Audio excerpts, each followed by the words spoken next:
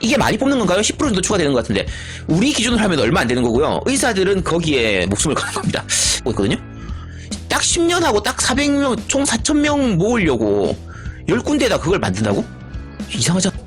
이 애들한테 자학금, 전액 자학금 준다면서. 아니, 의대 가는데 왜 자학금 안 줘도 저기 가려고 하는 사람들을 줄을 설 텐데, 왜 굳이 전액 자학금이 말씀하신 것처럼 알레르기 내과에 3명밖에 없잖아요? 그러면 알레르기 내과를 6명으로, 10명으로 늘리면 될 거 아니야? 뽑아야 돼요.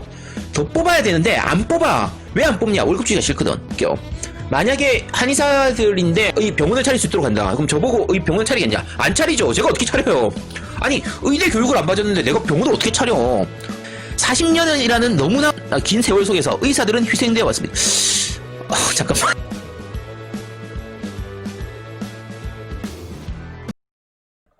안녕하세요. 네, 까는 한의사 아제트입니다. 오늘 이 까는 한의사 1편 주제를 이런 걸로 잡으면 안 되는데, 미치겠네. 자, 오늘 돌려까기 할 겁니다. 오늘은 의사들 파업하는 문제에 대해서 얘기를 할 텐데, 정부도 깔 거고요. 의사들도 의사들을 까는 건 아니고, 정확하게 말하면 의협을 깐다고 해야 될 거 같네요. 왜냐면 의사들이 잘못한 건 아닙니다. 의협에서 처리 부분이 너무 강수를 뒀어요. 그래서 전략적인 부분에서 너무 많은 걸 걸었던 좀 그런 부분들이 있습니다. 자, 그래서 오늘은 근데 이게 전반적으로 많이 안 알려지고 있어요. 그러니까 의사들의 주장이나 이런 것들이 많이 안 알려지고 전체적으로 욕을 많이 먹고 있죠. 욕 많이 먹는 게 사실 이유가 있습니다. 네이버에서요, 의사 파업 이렇게 한번 검색을 볼게요. 의사 파업 이렇게 검색을 하면요, 좋은 얘기가 별로 없습니다. 자, 문 대통령 의료계의 집단행동, 화재 앞에서 소방관이 파업하는 것, 이런 거. 복지부 파업 의사 고발 조치 일단 보류하고, 의사 빈자리 지키는 간호사, 코로나19로부터 국민보호. 그러니까 의사들이 자리를 비워가지고 이 간호사들이 쎄빠지게 고생하고 있다, 요런 얘기를 하는 거죠. 전반적인 여론은 조금 안 좋은 편에 가깝죠. 근데 사실은 지금은 그나마 좀 나아진 거예요. 요게 그나마 나아진 겁니다.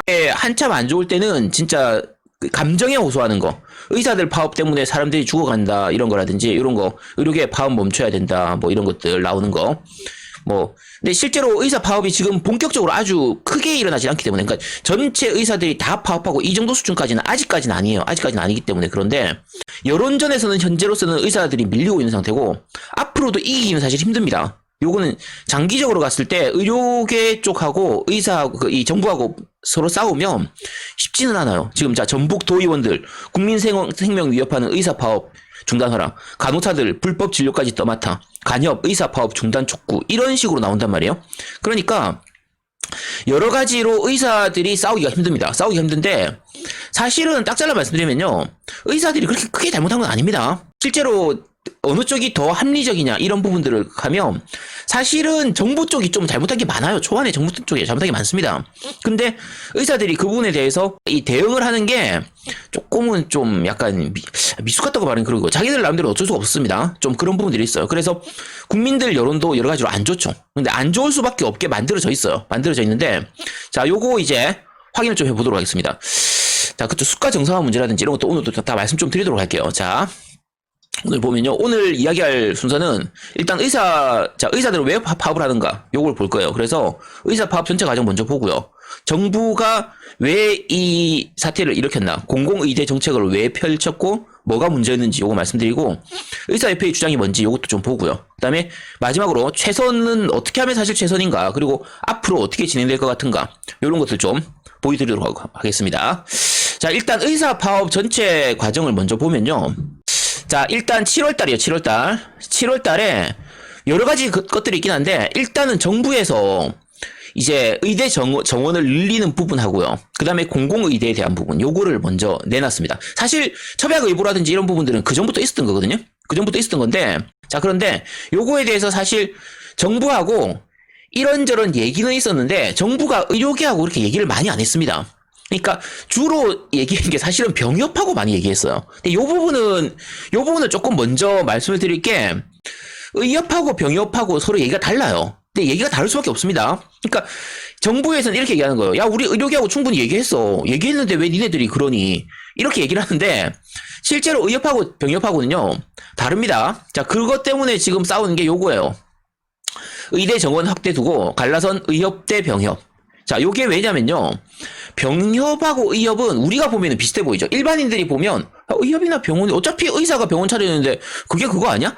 다릅니다. 달라요. 그러니까 의협은 실제로 의사들의 조직이고요.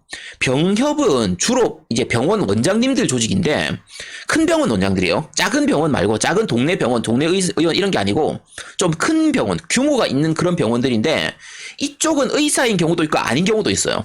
의사인 경우도 있고 아닌 경우도 있다는 얘기는 사업가들이 많다는 얘기예요. 의사라고 해도 주로 좀 거의 사업가 수준의 사람들이에요. 그러니까 병원을 운영하는 사람들이거든요. 자, 병원을 운영하는 입장에서는요. 특히 지방병원에서 운영한다. 그러면 이런 식의 공공의대가 생기면 일단 의사 숫자가 느니까 자기 병원에 올 수 있는 사람이 많아지잖아요. 사람을 뽑기가 쉽단 말이에요. 특히 지방병원에 있는 병원 원장들이라고 치면 지방병원에서 일을 해야 되는, 의무적으로 지방병원에서 일을 해야 되는 공공의대가 설립이 되면 자기들 입장에서는 좋죠.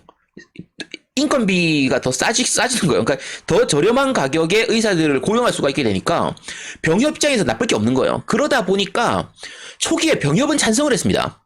그러니까 병협이 찬성을 한 거예요. 자, 복지부에서 먼저 이런 거를 했는데 의협 쪽에 얘기하면 싫어할 것 같거든요. 그러니까 병협하고 얘기하는 거야. 병협하고 얘기하고 나서 자, 병협은 찬성을 하죠. 그러니까 자, 병협 입장에서는 손해가 아니잖아요. 병협 입장에선 당연히 이 부분은 찬성을 하겠죠. 그러니까 보건복지부에서 얘기하는 거예요. 야, 내가 의료계하고 많이 얘기해봤는데 충분히 논의를 했어. 논의해서 니네들도 했지 않냐? 찬성 안 했죠. 왜냐면 의협은 찬성한 적이 없거든. 이게 문제가 되는 겁니다. 아까 말씀드린 7월 초 중순 전까지는 이런 부분은 대부분의 안에 불과했어요. 그냥 요런 식의 안이 있다. 요런 식으로 지금 하려고 한다. 그리고 많이 이렇게 대대적으로 하려고 하는 게 아니라 조금 할까 말까 하는 요 정도 수준이었거든요. 자, 그런데 복지부에서 이걸 강행 돌파를 했죠. 강행을 하고 의협 쪽에서는 사실은 그 전에 야, 요거 이렇게 수정해야 된다 조금씩 얘기를 했어. 지금처럼 강하게 얘기하진 않아도 어느 정도는 얘기를 했고 처음으로 파업을 얘기했던 게 요 7월 28일에 전공의 협의회에서 먼저 파업을 하기로 했습니다. 자, 전공의예요. 전공의. 자, 혹시 전공의 전임이 요즘 나오는 거 이게 사람들이 지금까지 잘 몰랐던 분들도 최근에 나오면서 이제 전공의 전임이 뭐 이런 것들 얘기가 많이 나오다 보니까 야, 이게 뭐지? 전공의는 뭐고 전임이는 뭐고 이거 뭐야? 약간 헷갈리실 수 있을 거예요. 자, 전공의는 쉽게 생각하면 우리가 일반적으로 생각할 때는 그 레지던트라고 생각하시면 돼요. 레지던트. 그러니까 우리가 인턴 레지던트 이렇게 말하면 좀 쉬운데 지금 나오는 건 전공의 전임이 이런 식으로 많이 하니까 전임이 그쵸? 전임이 그가 일반 펠로우라고 부르는 거예요. 그러니까 과정이 어떻게 되냐면 처음에 이제 보통 의대 졸업을 하고 나면 인턴을 하죠. 인턴은 과가 없습니다. 전공과가 없어요. 과가 없는 상태에서 인턴을 먼저 1년을 하고 그 다음에 전공이라고 부르는 레지던트를 보통 4년을 합니다. 4년을 하고 졸업하고 나면 이제 그러니까 여기 레지던트 4년을 끝내고 나면 전공의 그 전문의 시험을 치죠. 그래서 전문의 자격증을 따고 나면 전문의가 된 다음에 그 다음에 바로 교수가 되는 게 아니니까 보통 펠로우 과정을 거쳐요. 펠로우 과정, 그러니까 교수는 아니고 교수 밑에서 일하는, 과장은 아니고 과장 밑에서 일하면서 좀 더 그쪽 세부적인 전공에 대해서 약간 숙달을 하는 요 과정을 이제 펠로우라고 보통 부르거든요. 그래서 펠로우 과정을 거치게 되는데 요게 이제 펠로우입니다. 대학원하고는 별개예요. 지금 말씀드리는 요거는 의사로서의 과정이고요. 대학원은 보통은 인턴 레지던트 하는 그때 이미 대학원을 같이 하죠. 자기가 하는 과의 대학원을 같이 하기도 하고 대학원은 안 하기도 합니다. 할 수도 있고 안 할 수도 있어요. 그래서 어쨌든 요런 과정을 거치는데 일단 전공의 레지던트들은 사실은 발등이 불 떨어지는 부분도 있기 때문에 전공의들이 먼저 파업을 하겠다라고 얘기를 했어요. 근데 정부에서 안 받아줬죠. 야, 웬만하면 파업하지 마라 이 정도만 얘기했지 그 요구를 안 받아줬단 말이에요. 그래서 8월 7일에 돼서 전공의들이 먼저 파업을 했습니다. 7일에 전공의들이 집단 휴진하고 야외 집회를 먼저 했거든요. 근데 사람들이 잘 모르죠. 이거는 사람들한테 잘 안 알려졌어요. 여기 홍보도 좀 덜 된 부분도 있고 그렇죠. 그 다음에 14일에 1차 총파업을 했습니다. 전국 의사들이 다 총파업을 했어요. 이때 물론 파업을 다 참가한 건 아니지만 어쨌든 일단은 전국 의사들이 다 총파업을 했습니다. 총파업을 했고요. 그 다음에 그러니까 보건복지부 입장에서도 이게 약간 좀 골치가 아프니까 이제 보건복지부 장관하고 이제 의협회장하고 아까 최대집하고 이제 의정 간담회를 했죠. 의사들하고 이제 정부하고 간담을 했는데 빠개졌죠. 서로 얘기가 안 맞는 거예요. 안 맞아서 빠개진 다음에 인턴하고 레지던트 아까 말했던 전공의들이 4년차들이 이제 레지던트 4년차 무기한 파업을 돌입을 했습니다. 여기서 먼저 파업을 시작했고요. 그 다음에 레지던트 3년차 레지던트 1, 2년차. 그러니까 지금 전공의들이 순차적으로 해서 점점 다 파업을 해서 다 파업을 하는 거고요. 여기까지는 전공의잖아요. 자, 그 다음에 전임의도 이제 파업을 한 거예요. 전임의가 아까 말했던 펠로우예요. 그러니까 이제 요 수련이 가장 끝난 거 인턴 레지던트 끝난 다음에 그 뒤에 나오는 거. 자, 그러면 여기까지 다 파업하면요 과장들이 이제 인턴 레지던트 하던 일들을 다 해야 돼요. 그러니까 사실 정확하게 말하면 인턴들이 하던 일을 간호사들이 하고 레지던트나 펠로우들이 하던 일을 과장들이 해야 되거든요. 그러니까 이제 교수들이나 과장들이 이제 죽어나는 거죠. 이렇게 되는 건데, 어쨌든 그런 식으로 진행이 되는 거고, 그러니까 26일부터 해가지고, 이제 2차 총파업을 해서 3일간 지금 의사들이 다 파업하기로 했습니다. 26일부터 26, 27, 28, 이렇게 해서 파업을 하기로 했거든요. 이렇게 해서, 진행을 했는데, 일단 복지부에서는 계속 처음에는 말하자, 이렇게, 우리 말 좀 하자, 이렇게 얘기를 했는데, 지금은 어떻게 되고 있냐면요. 야, 너 다시 안 돌아오면, 그러면 너 잘라버린다. 그러니까 지금, 요게 전공이나 전임의에 대해서 업무 개시 명령을 내렸거든요? 업무 개시 명령을 내리면 어떻게 되냐면, 안 오게 되면, 자, 그러면 너 빨리 복귀해라. 복귀 안 하면, 자격 정지를 내릴 수도 있습니다. 너 의사 자격 정지. 그럼 자격 정지되면 뭐지? 이 생각할 수 있잖아요? 자격 정지 3번 먹으면 자격 취소해요. 그럼 아예 의사 자격증이 날아가는 겁니다. 그래서 자격 정지가 그렇게 만만한 게 아닙니다. 되게 큰 거예요. 그러니까 벌금을 때릴 수도 있는데 벌금은 사실 별로 안 크지만 자격 정지, 업무 개시 명령을 어겼을 때 자격 정지를 낼 수 있다는 건 그거는 사실 좀 굉장히 큰 거예요. 의사들 기준으로 했을 때는 자격 취소 바로 밑이 자격 정지이기 때문에 굉장히 큰 겁니다. 그렇게 쉬운 건 아니에요. 쉬운 건 아니고요. 자, 어쨌든 그 뒤로 이제 의료계에서 이렇게 여러 가지로 요구를 하면서 지금 파업을 진행을 하고 있는 상태입니다. 이렇게 하고 있는 거고요. 자, 그 각 의사들 협회들 사이에서도 서로 말이 좀 다릅니다. 여러 가지로 요구하는 게 다르고, 지금 파업을 하면 안 된다라고 얘기하는 사람들도 있고 해야 된다는 사람들도 있고, 주로 학생들이라든지 전공의들은 지금 좀 강경한 편이에요. 그리고 특히 학생들 같은 경우에는 당장의 문제거든요. 자, 요게 사실 의사들 사이에서도 어떤 문제가 있냐면, 이게 단합이 안 되는 게 조금은 약간 아쉬운 부분이긴 합니다. 서로 힘을 합쳐가지고 싸워야 되는데 약간 이해관계가 갈려요. 예를 들면, 자, 지금 공공의대가 설립된다고 칩시다. 그리고 의사들이 나중에 10년 후에 쏟아져요. 그러니까 지금 공공의대가 만들어져도 지금 2023년 기준으로 나올 거기 때문에, 그때 처음 신입생이 들어와가지고 나중에 임상에 나올 때까지 하면요, 지금 기준으로 하면 한 15년 가까이 걸립니다. 그러면 지금 내가 나이가 한 60 정도 되는 의사다. 그러면 별로 관심이 없죠. 내가 75살 됐을 때 의사가 더 나오든 말든 무슨 의미가 있겠어. 별로 상관이 없는 거예요. 그러다 보니까 그다지 그렇게 많이 신경을 안 씁니다. 자, 그런데 반면에 학생들 같은 경우에는 진짜 크죠. 학생들 같은 경우에는 앞으로 의사 생활을 하는 데 있어서 이제 파이가 줄어드냐 이런 부분들이 걸리기 때문에, 그래서 학생들은 지금 국가고시 이제 안 치겠다, 응시 취소하고 이러면서 지금 난리가 나 있는 거예요. 그런 부분들이 좀 있습니다. 그래서 주로 젊은 의사들은 활발하게 얘기하는 편이고, 위쪽은 생각보다는 좀 약간 약한 편입니다. 자, SKS님, 이게 많이 뽑는 건가요? 10% 정도 추가되는 것 같은데, 우리 기준으로 하면 얼마 안 되는 거고요. 의사들은 거기에 목숨을 거는 겁니다. 이게 그 부분 때문에 사실은 의사들이 좀 일반 대중들한테, 국민들한테 충분한 호응을 좀 못 받는 경향이 생겨요. 그게 좀 약간 아쉬운 부분입니다. 그러면 일단 의사 파업 전체 과정은 지금 간단하게 봤고요. 자, 이제 두 번째로 정부의 공공의대 정책이 과연 뭐가 문제인가? 요거를 좀 보겠습니다. 일단 정부에서 밝히는 건 요거죠.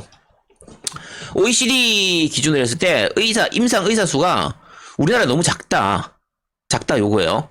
인구 1000명당 의사 수를 봤을 때 OECD 평균은 3.3명인데 우리나라는 OECD에서 최하위 수준이다. 그러니까 우리나라는 의사 숫자가 너무 작다.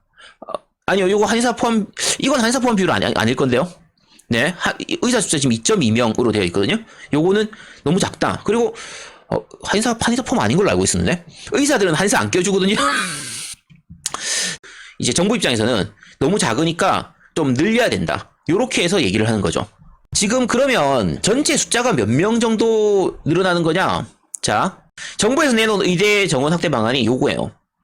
지금 보시면 지금 현재 의대 정원이 3,058명인 거예요. 3,058명인데 2022년부터 딱 10년간 한시적으로 400명만 늘리자. 400명만. 그래서 3,458명으로 늘리자. 그럼 한 12%, 13% 정도, 15% 좀 느나요?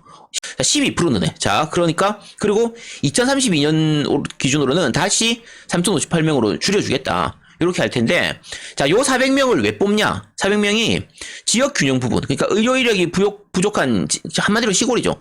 시골에서 일해야 되는 300명 뽑고, 그 다음에 특수 전문 분야, 그 다음에 미래 대비 분야, 의과학자 부분 50명, 그 다음에 특수 전문 분야로 해서 역학조사관이라든지 중증 외상 부분, 이런 쪽 부분에서, 그러니까 흔히 말하는 기피과예요. 사람들이 잘 안 가는, 의사들이 잘 안 가는 기피과 쪽으로 뽑을 사람 해서, 요렇게 다 해가지고, 400명 정도만 뽑자.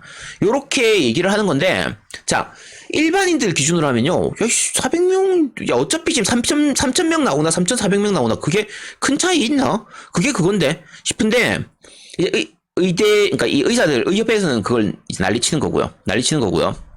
자, 그 다음에, 여기서 얘기하는 건, 이제 보건복지부 얘기입니다. 보건복지부에서는 지역의사제를 도입을 해서, 방금 말씀드린 요 300명, 의료 인력 부족한 그 부분에서 이 300명은 지역에서만 일을 할 수 있도록 하자. 자, 졸업하고 나온 다음에, 이제 의사 면허증 따고 나서, 10년 동안은 무조건 그 지역에서 일을 해야 되는 거예요. 대신에 요 10년에서는 인턴 레지던트 기간이 포함되기 때문에, 인턴 레지던트 기간의 5년을 빼고 나면, 실제로는 5년만 더 지방에서 일을 하면 됩니다. 그렇게 일을 하고 나면, 그러면, 다시 서울로 가든 뭐 부산으로 가든 대전으로 가든 어디든 다 딴 데로 갈 수가 있게 돼요.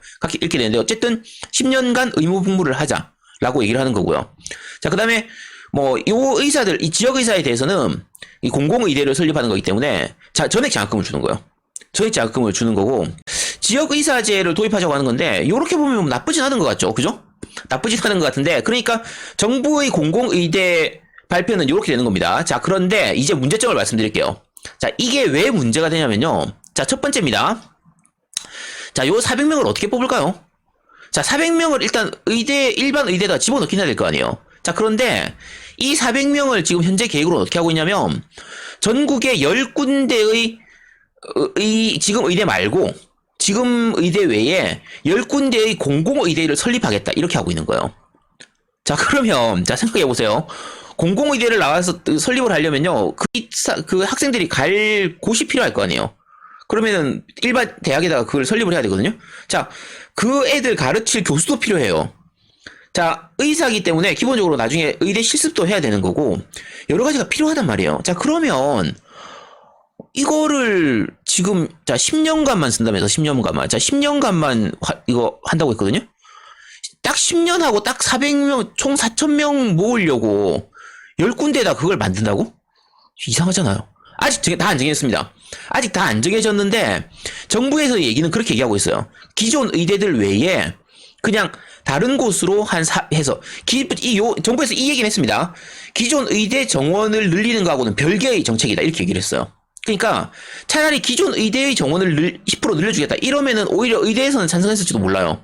그런데 왜냐면 대학 입장에서는 돈이 더 들어오니까 찬성했을 수도 있고, 일반 의사 숫자를 늘리는 거니까 의협에서는 조금 반대했을 수도 있는데, 자, 어쨌든 방금 말씀드린 것처럼, 자, 의대를 설립을 하는데 우리가 의대가 1년의 끝 아니잖아요. 6년 걸린단 말이에요.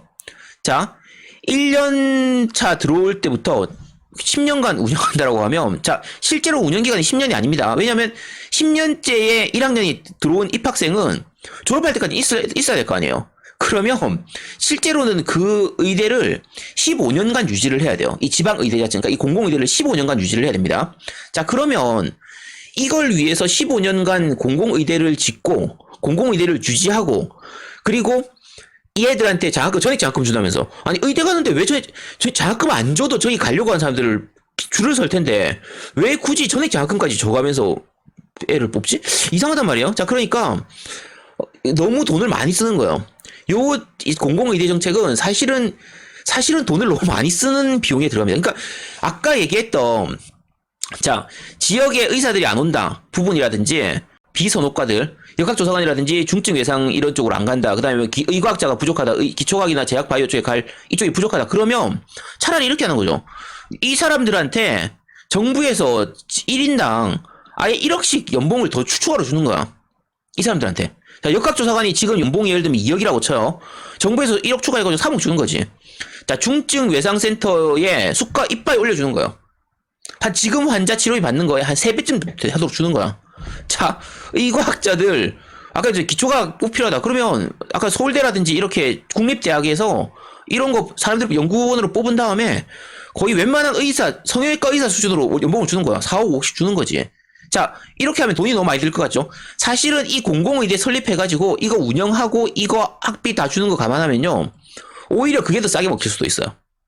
그러니까 이거 실제로 생각하면 아까 말씀드린 것처럼 이 공공의대 정책 같은 경우에는 정책 자체의 그 취지는 나쁘지 않은데, 사실은 이거 좀 허점이 너무 많습니다. 애매한 부분이 너무 많아요.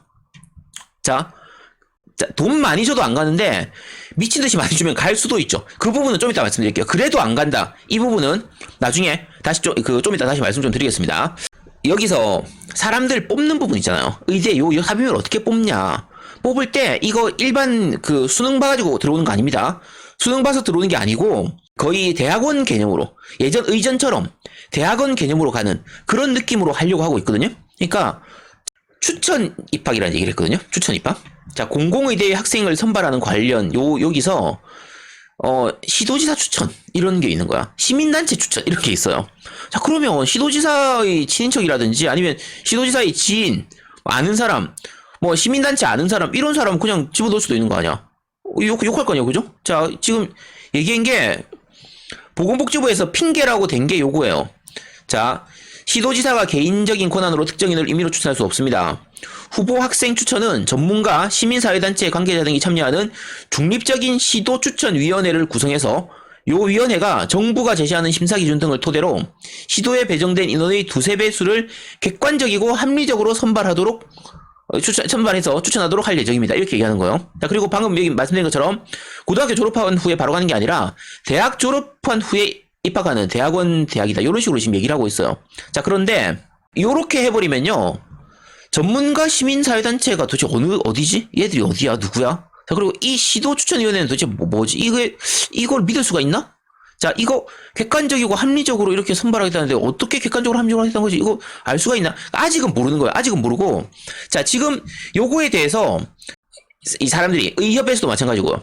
저기 빨간색 해놨죠. 야, 시민사회단체 못 믿겠다. 정미향 사태 때나 윤미향 사태나 이런 거 저런 거 할 때도 지금 시민사회단체 못 믿는 문제가 많이 나왔는데 이거 시민사회단체를 어떻게 믿냐. 시민사회단체가 추천하겠다고 하는데 그러면은 시민사회단체 아는 사람, 시민사회단체 아들, 딸내미 이런 거 다 집어넣으면은 그거는 어떻게 하냐 이렇게 얘기할 수 있잖아요. 자, 그래서 요거에 대해서 욕을 하니까 다시 시민사회단체 추천에 대한 부분에 대해서 복지부에서 요걸 반박 자료를 냈습니다. 선발 방식에 대해서 요거 확정된 거 아니다. 그래서 이게 그저께 나온 게 자, 정부에서 이제 시민사회단체 추천 등에 대한 부분은 선발 방식이 이제 지금 논란이 되고 있는데 공정하고 투명하게 할 거다. 아직 어떻게 정해진 거 아니다. 그리고 말씀드렸던 여기 아까 인 것처럼 추천위원회 구성을 통해서 뭐 시도지사 및 시민단체의 학생 추천은 사실이 아닙니다라고 나왔어요. 요게 현재 최신에 나온 26일에 나온 이 보건복지부 발표 해명입니다. 해명이고요. 학생 선발 과정에서 개인 단체를 막론하고 그 누구도 선발에 관여하거나 영향력을 행사할 수 없습니다. 이렇게 얘기를 했고 그래서 아까 얘기했던 시민단체에서 어쩌고저쩌고 했던 건 밑에 자세히 보면 8월 24일 제작되어 있죠. 8월 24일에 제작했던 거고 8월 26일에 보건복지부에서 요거에 대해서는 해명을 했습니다. 어쨌든 일단은 해명을 했고요. 자, 그래서 다시 선발 과정 부분에 대한 거는 여기까지 얘기하고 넘어가고요. 어쨌든 방금 말씀드린 것처럼 정부안 이 공공의대 정책에 대해서는 미비한 부분이 좀 많아요. 그래서 지금 너무 좀 성급하게 하는 건 있긴 합니다. 그리고 요 과정에서 사실은 의료계, 그러니까 아까 말씀드린 병협하고만 얘기할 게 아니라 의협하고도 좀 더 얘기를 하고요.